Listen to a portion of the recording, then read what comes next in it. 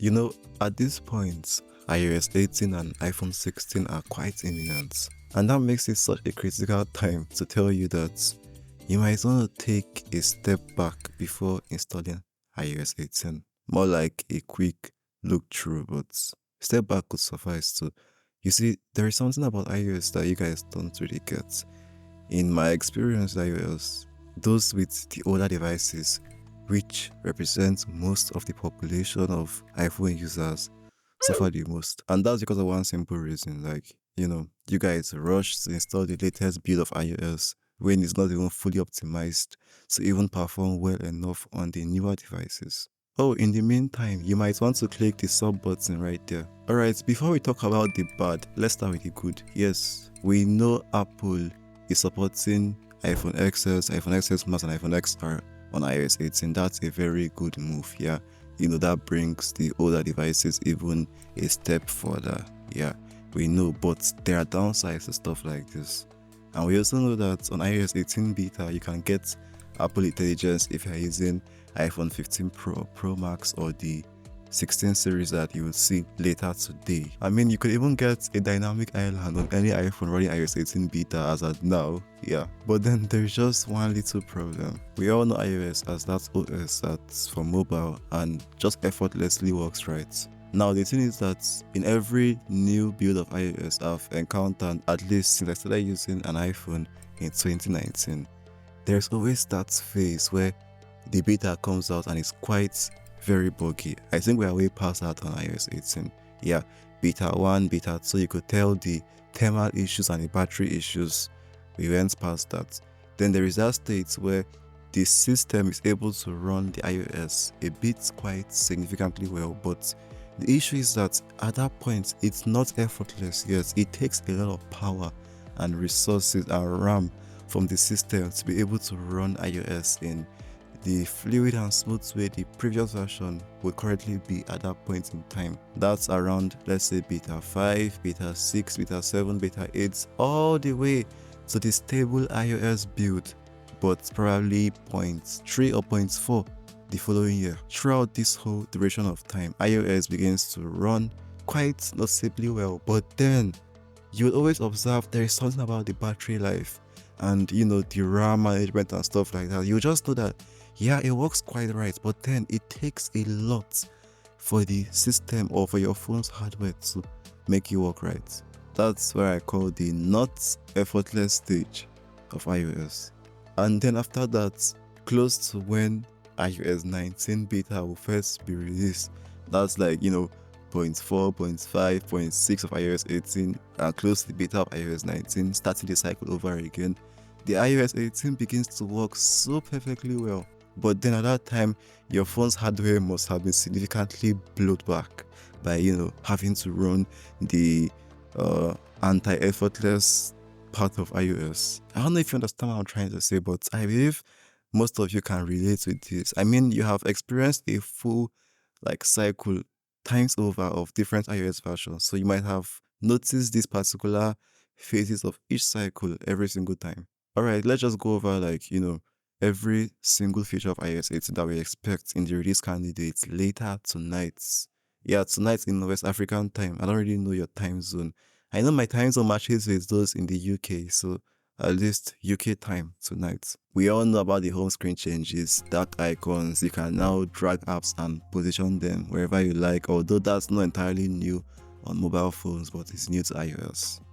We also know about the new updated Photos app UI, the new Apple Intelligence on supported models, the new text later feature on iMessage, and every other feature iMessage has. The ability to do an app lock. Yeah, you can now lock your Photos app or whatever app you feel people shouldn't trample on. Yeah, like me, I'm locking my YouTube studio definitely. The ability to customize your control center with almost any button you like, and even your lock screen shortcuts. That's what you know as the camera and the touch icons on the lock screen. You can now change them to anything you like.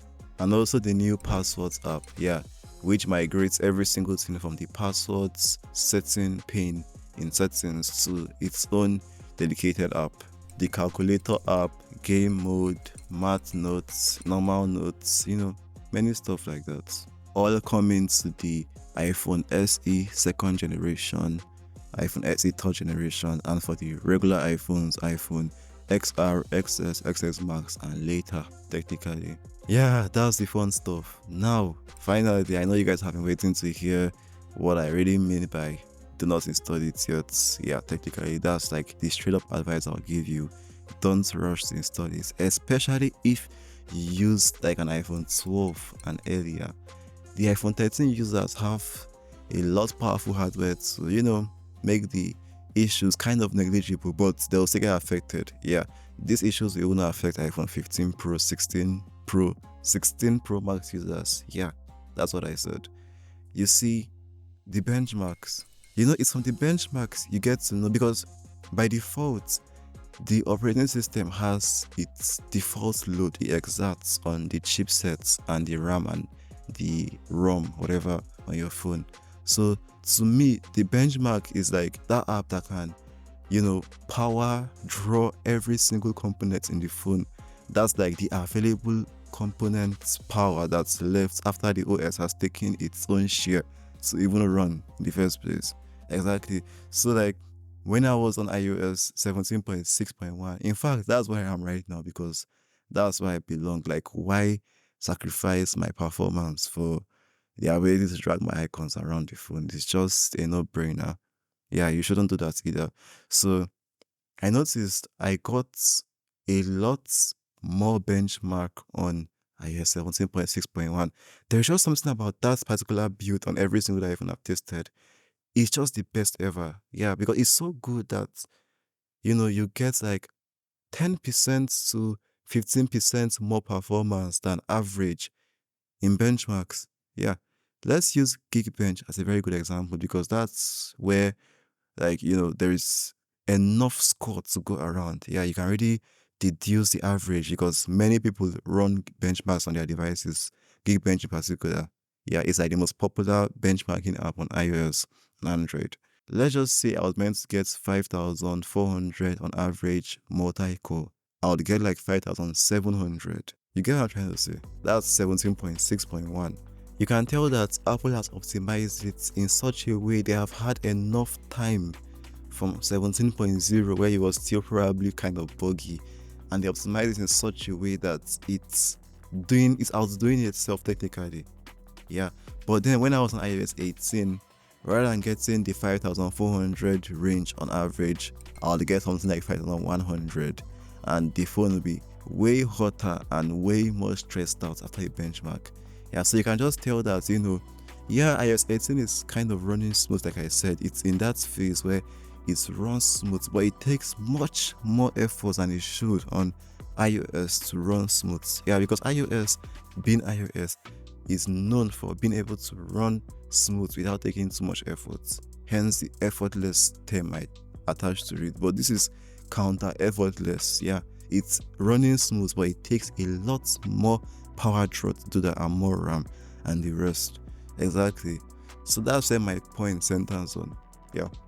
If you update too early to iOS 18.0, that's the release candidate. Because the problem here is that after about, let's just say 3-4 weeks from now, iOS 17.6.1 would be impossible to downgrade to. And here is why. Every single device that supports iOS 18 supported iOS 17. Exactly. So every single device, once crosses that line within the next 4, 5, 3 weeks to iOS 18, would not be able to return back to iOS 17.6.1 if it's live depending on it. Yeah, so that's the problem here. You can't go back. So you'll be stuck, and you have to go through the whole counter effortless stage until you get to 18.4.5.6, when it begins to run in a more stable pattern. But then at that point, we'd have iOS 19 beta to worry about. That's exactly what I'm trying to say. Yeah, so I believe you get what I'm trying to say. Do you? If you don't really mind though, you can still install iOS 18 early, yeah, or if you want to test the features, but just make sure, you do this thing I've told you, yeah, because I want to give you guys an assignment, yeah. Try a benchmark test under ideal conditions. Don't allow the phone to be too hot before doing it. Keep your phone to like cool down to its neutral level. Run a Geekbench 6 benchmark test on the CPU on iOS 18, and run that same device on iOS 17.6.1, and then you see this by yourself. Yeah, you see what I'm trying to say. Yeah, because everything just runs too good to be true on 17.6.1. I mean, an iPhone 13 Pro Max that I use gets an average of 5,700, 600 on multi-core, but I'm getting 6,000 on multi-core on 17.6.1, 6,000 or 5,900. Let's just say an average of 5,930, which is crazy. It's even almost getting close to what 14 Pro would get. You get. But then when I use the same phone on iOS 18 beta 7, beta 8, I'm getting 5,200 multi-core. Come on. Like, anyways, just don't rush to install iOS 18. Come on, like, you deserve to tap into that over optimized and over refined performance 17.6.1 has to offer. Also, you deserve to tap into what I have to offer. Yeah, for more stuff like this, there's more that came from. Click the sub button again.